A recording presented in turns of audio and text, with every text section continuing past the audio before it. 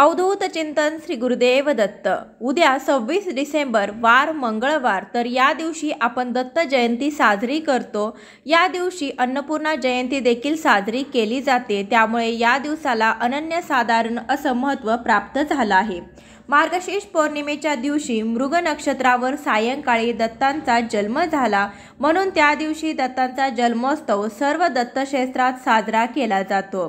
पूर्वीच्या काळी भूतलावर स्थूल व सूक्ष्म रूपात आसुरी शक्ती मोठ्या प्रमाणावर वाढल्या होत्या, त्यांना दैत्य म्हटलं जात असत। देवगणांनी त्या आसुरी शक्तींना नष्ट करण्यासाठी केलेले प्रयत्न असफल ठरले, तेव्हा ब्रह्मदेवाच्या आदेशावरून वेगवेगळ्या ठिकाणी वेगवेगळ्या रूपात दत्त देवतेला अवतार घ्यावा लागला।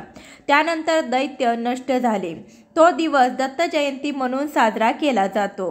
दत्त जयंतीला दत्त तत्व हे पृथ्वी तलावर नेहमीच्या तुलनेत 1000 पटीने कार्यरत असते। या दिवशी दत्तांची मनोभावे उपासना केल्यास दत्त तत्वाचा जास्तीत जास्त लाभ मिळण्यास आपल्याला मदत होते। त्यामुळे दत्त जयंतीच्या दिवशी आपण काही उपाय केले, आपण काही सेवा केल्या, तर नक्कीच त्याचे 1000 पटीने फळ आपल्याला मिळत असते। असाच एक उपाय आज मी तुम्हाला या व्हिडिओमार्फत सांगणार आहे, तर ज्यासाठी व्हिडिओ शेवटपर्यंत नक्की बघा आणि हा उपाय नक्की करून पहा, कारण की दत्त जयंतीच्या दिवशी 1000 पटीने दत्त तत्व हे पृथ्वी तलावर असतं।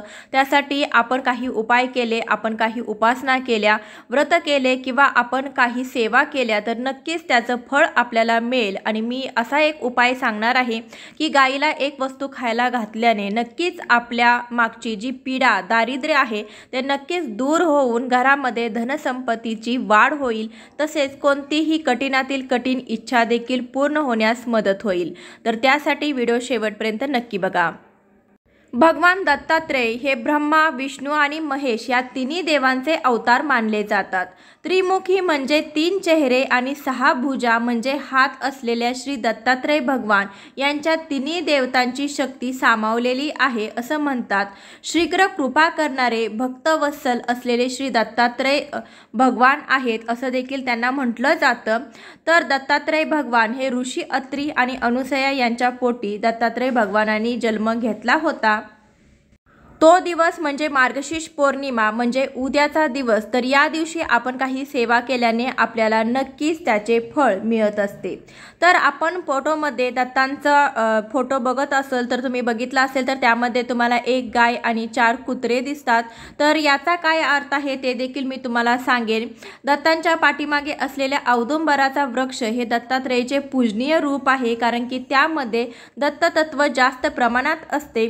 औदुंबराच्या वृक्षासमोर आपण कोणता उपाय करावा जेणेकरून आपल्या सर्व अडचणी दूर व्हाव्यात, याचा व्हिडिओ अगोदरच आपल्या चॅनलवरती अपलोड झालेला आहे। तुम्ही पाहिला नसेल तर नक्की पहा। आणि उद्याच्या दिवशी तुम्हाला औदुंबराच्या झाडाखाली एक वस्तू नक्कीच अर्पण करायचे, त्यामुळे सगळ्या पीडा, दारिद्र्य, कठीणातील कठीण इच्छाशक्ती पूर्ण होईल। दत्तात्रेयांच्या फोटोमध्ये जी गाय दिसते ते गाय म्हणजे पृथ्वीचं प्रतीक आहे, ती कामधेनू आहे। 4 कुत्रे दिसतात, तर 4 कुत्रे म्हणजे 4 वेद, ऋग्वेद, यजुर्वेद, सामवेद आणि अर्थवेद आहेत। दत्तात्रेयांच्या खांद्याला एक झोळी असते, तिचा भावार्थ याप्रमाणे आहे की झोळी ही मधुमाशीचे प्रतीक आहे। मधमाशा जशा ठिकठिकाणी जाऊन मध गोळा करतात आणि तो एकत्रित जमवतात, तसे दत्त दारोदारी फिरून झोळीमध्ये भिक्षा जमवतो।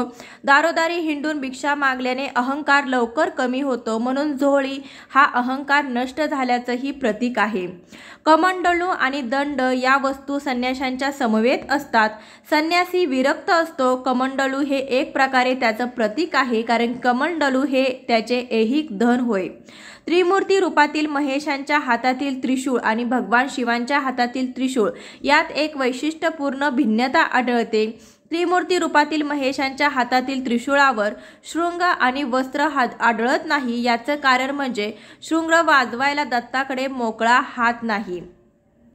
तुमच्या एखाद्या इच्छापूर्तीसाठी, घरामध्ये असलेल्या अडचणी दूर करण्यासाठी, घरामध्ये असलेले दारिद्र्य, अडीअडचणी, संकटे कायमची दूर करण्यासाठी तुम्हाला दत्त जयंतीच्या दिवशी हा उपाय करायचा आहे। दत्त जयंतीच्या दिवशी सकाळी लवकर उठावे, स्नान वगैरे करावे, आपण आपली जी रोजची देवपूजा आहे ती देवपूजा करावी। दत्त जन्मोत्सव आपल्याला या दिवशी साजरा करायचा आहे। तुमच्याजवळ जर दत्तांची मूर्ती असेल तर त्यांना तुम्ही अभिषेक करू शकता, फोटोनाही गंध, तुम्ही चंदन लावू शकता, पुष्प वाहू शकता। तर अशा रीतीने तुम्ही दत्तांच्या फोटोची किंवा प्रतिमेची किंवा तुम्ही मूर्तीची पूजा करून घेऊ शकता। यानंतर आपल्याला औदुंबराच्या वृक्षाची देखील पूजा करून घ्यायचं आहे, कारण की औदुंबराचा वृक्ष म्हणजे साक्षात भगवान श्री दत्तात्रेयांचं निवासस्थान आहे। तर त्यांच्या औदुंबराच्या वृक्षाची देखील आपल्याला पूजा करायची आहे। तिथे एक आपल्याला तुपाचा दिवा लावायचा आहे। औदुंबराच्या वृक्षाला प्रदक्षिणा देखील आपल्याला घालायची आहे। यानंतर आपल्याला गायला एक वस्तू खायला घालायची आहे। तर हा उपाय आता आपण करणार आहोत। तर हा उपाय तुम्ही सकाळपासून संध्याकाळपर्यंत अगदी कधीही करू शकता। दत्त जयंतीच्या दिवशी दिवसभरात कधीही आपण हा उपाय करू शकता। तुम्हाला जर सुतक असेल, मासिक धर्म असेल तर तुम्ही हा उपाय करू शकत नाही। मासिक धर्मामध्ये इतर व्यक्तींकडून तुम्ही हा उपाय करून घेतला तरी देखील चालेल।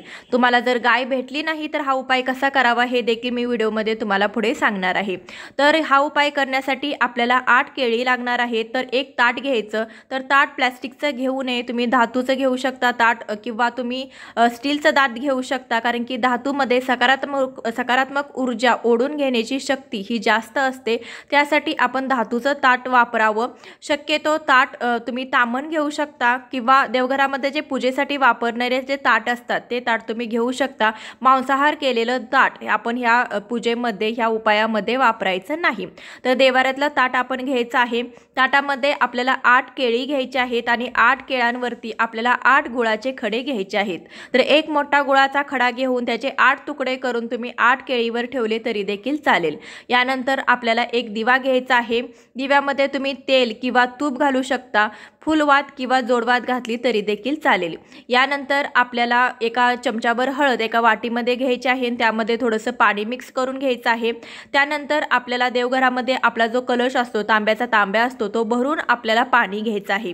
तर या सगळ्या वस्तू घेऊन आपण देवघरामध्ये यायचं आहे। देवघरामध्ये येऊन आपण जे कलशामध्ये पाणी घेतलेलं आहे त्या पाण्याने आपण देवघरासमोर, तुमच्या घरात देवघरासमोर दत्तात्रेयांचा फोटो असेल देवघरामध्ये, किंवा स्वामी महाराजांचा फोटो असेल तर त्यांच्यासमोर तुम्हाला बसायचं आहे आणि जमिनीवरती तुम्हाला एक त्या पाण्याने, कलशामधील पाण्याने स्वस्तिक बनवून घ्यायचं आहे आणि त्या स्वस्तिकवरती आपल्याला हे ताट ठेवायचं आहे। त्यानंतर तुम्ही दुसरं एक स्वस्तिक पाण्याने बनवून घ्यायचं आहे आणि त्यावरती आपण जो तांब्या घेतलेला होता तो तांब्या आपण ठेवायचा आहे, निरांजन प्रज्वलित करायचं आहे। त्यानंतर आपण ओम नमो भगवते वासुदेवाय या मंत्राचा 108 वेळा जप करायचा आहे। जास्तीत जास्त दत्तात्रेय मंत्राचा जप देखील करायचा आहे। त्यानंतर तुमच्या मनातील जी काही इच्छा आहे ती इच्छा तुम्हाला स्वामी महाराजांना, दत्तात्रेय महाराजांना सांगायची आहे आणि ती इच्छा लवकरात लवकर पूर्ण होण्यासाठी तुम्हाला प्रार्थना करायची आहे। यानंतर आपण त्यातल्या 4 केळी, म्हणजे गुळ ठेवलेली जी 4 केळं आहे ती केळं आपण घरामध्ये प्रसाद स्वरूप घरातील व्यक्तींनी ग्रहण करायचे आहेत आणि उरलेली 4 केळं घेऊन आपल्याला गायीजवळ जायचं आहे। तुम्ही तुमच्याजवळ गायी असेल तर गायीजवळ जावा, किंवा तुम्ही गोशाळेमध्ये जाऊन देखील हा उपाय करू शकता। त्यानंतर गायीला आपण हळदीने, जे हळद मिसळून घेतलेलं होतं पाणी, आपण त्या हळदीचा आपण गायीला टिळा लावून घ्यायचा आहे। त्यानंतर गायीला निरांजनाने ओवाळून घ्यायचं आणि गायीला आपल्याला 11 प्रदक्षिणा घालून घ्यायच्या आहेत।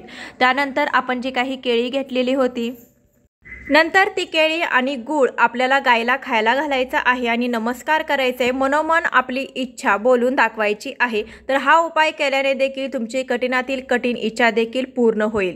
तर दत्त जयंतीच्या दिवशी दत्ततत्व हे 1000 पटीने कार्यरत असतं। त्यासाठी आपण गायीला, कुत्र्याला आणि औदुंबर वृक्षाची जर पूजा केली, सेवा केली तर नक्कीच त्याचं 1000 पटीने फळ आपल्याला मिळत असतं।